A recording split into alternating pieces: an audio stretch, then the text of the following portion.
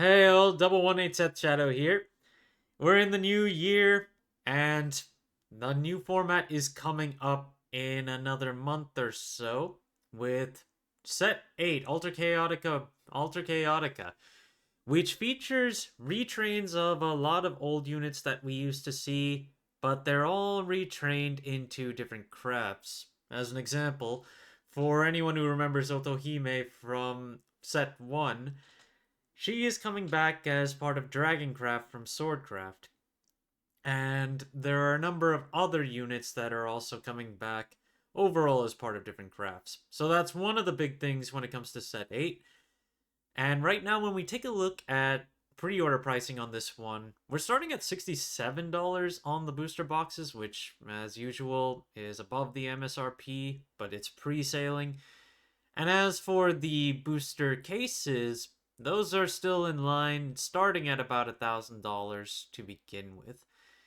And one other thing I want to mention in regards to Set 8 is that it does have a number of new supports for cards that came out of Set 5, Omens Eternal.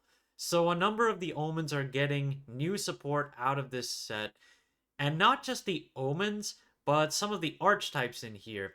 For instance, puppets are going to be pretty big come Set 8, and puppets were first introduced as part of Set 5 as well. And when we take a look at box prices for Omens Eternal right now, there are only 2 listings available with few boxes on the market. They're starting at $55, and then when we take a look at the actual volume in sales, we are looking at, let's see, 50s, and we even saw 61 sold as of January 2nd. And when we take a look at the data, the most recent sales have been just a $60 and then 55. So this one is still selling pretty well. And because this was the first anniversary set, it does still come with the goodies like the box topper tokens, which now that they're becoming thin tokens as part of set 8, that kind of sucks. But these ones were still thick hot stamp first anniversary tokens, and then there were some more goodies as well as like the anniversary rarity and the god pack as well.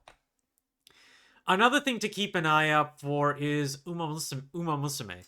So in Japan, they have announced the newest collaboration for Uma Musume. So given that, it would be wise to keep in mind that because they're part of the same universe, I believe you'll be able to play the original collaboration with the new one, considering it's all considered Uma Musume. So just taking a look at where boxes are right now on this one, $33 for the lowest listing and 9 listings on boxes right now. Overall, the pricing has gone down pretty significantly, but when we take a look at where volume has been going, we're only seeing a few boxes sale, but they are in the $30 range. As for dates, we're looking at January and the end of December, so they're still moving.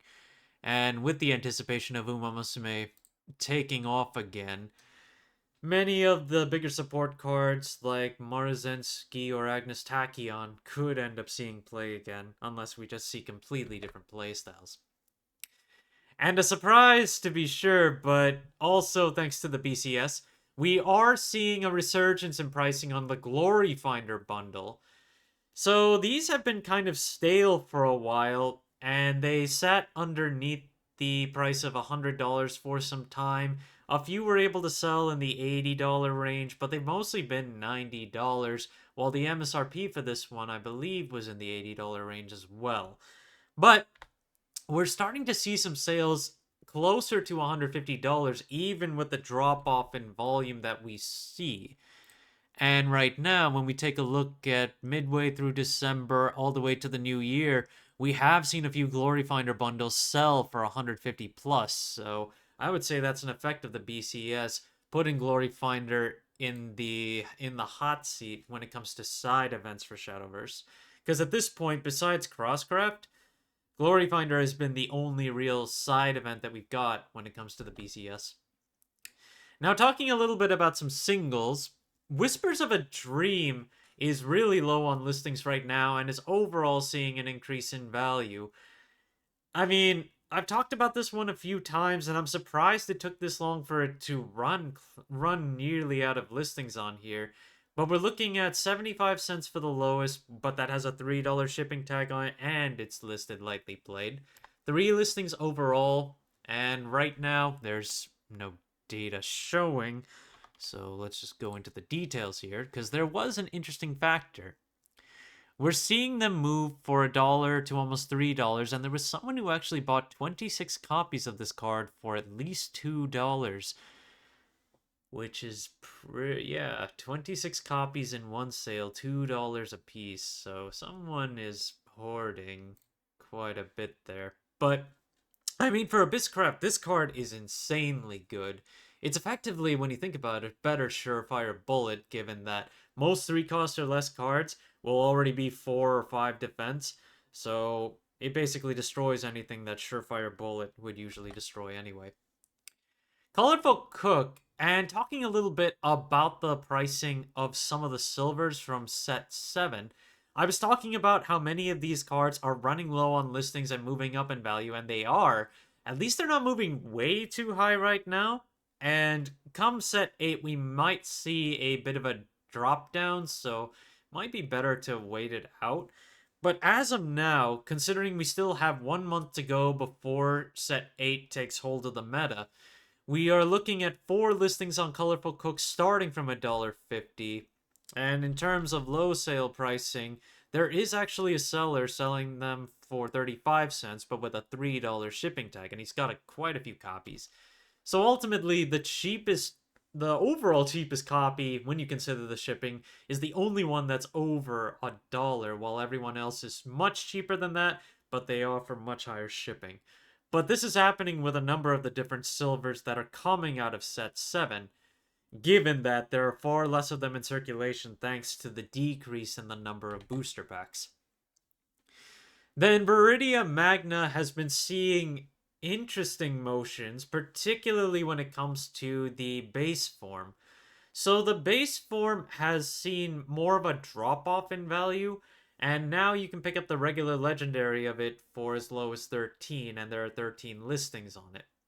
The super legendary for the base form right now is in the $30 range, and then the Evo is still more expensive, given that I think the way they've done set 7 and the way they're probably going to do sets going forward is I think they're just putting 1 Evo per pack now, or maybe max 2 Evos at most, depending on how they distribute the high rarities. But when it comes to the Evo for Viridia Magna, you're still paying at least $25 to pick up the regular one, and the Super Legendary one had a buyout a little earlier where it did sell a few copies for in the 50 range, but there are copies back on the market around 35, so that's good to know. And we'll have to see where it ends up going once we get to set 8 too. Dark Dragoon Forte is down in price, but still kind of holding around the $10, $11 mark, similar to where Merlin has been. So, when it comes to set 1, Forte and Merlin are definitely the big pickups in terms of legendaries, and they have been in addition to Cerberus, but Cerberus just kind of fell off. And right now, Forte, in terms of where it's going, we're looking at volume that's kind of picked up at the end of the year. And when we look at just how the data files here, we're looking mostly at just a lot of $10 to $11 sales at the end of the year. Forte is still a card to consider for Dragoncraft in general, but at least it's getting cheaper as we go along. And then Anastasia is the next card I want to cover, where we're moving into Puppets as one of the primary decks for set 8, and that's where Anastasia could see a whole lot more play to buff up their power. Now, right now, the pricing and the availability of Anastasia is pretty high in comparison to a lot of other cards. I mean, it does have its limitations where you really can only play it in combo-based decks, but it is a force to be reckoned with, and still gets played in fairies, too, as a tech option.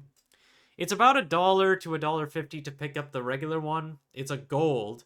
And then if you want to pick up the base foil signature one, that's at least $10 right now. There are no ultimate rares on the market, but they market priced it at around 215. And the SP variant, which is the highest rarity, that still has its haha funny price of over $35,000, but a market price that is still around $380. So yeah, 35,000. I don't even want to describe how insane that is. And the last card I want to talk about is one to keep in consideration for Forcecraft, which is Goddess by the Sunlit Sea. It's Idolmaster as well, but this is effectively just a free draw one for Forestcraft. You just play it, it's 1 point, it's a 1 point draw one, and if you happen to have a 5 cost follower on the field, then you get a point back. So if you have this with Anastasia, it's free, and then contributes to combos with Anastasia as well. Other cards you can use it with include there's Spinaria, which is also a 5 cost, and then Primal Giant is at least a 9 cost, so you could use it with that in Natra. There are a number of other options to consider.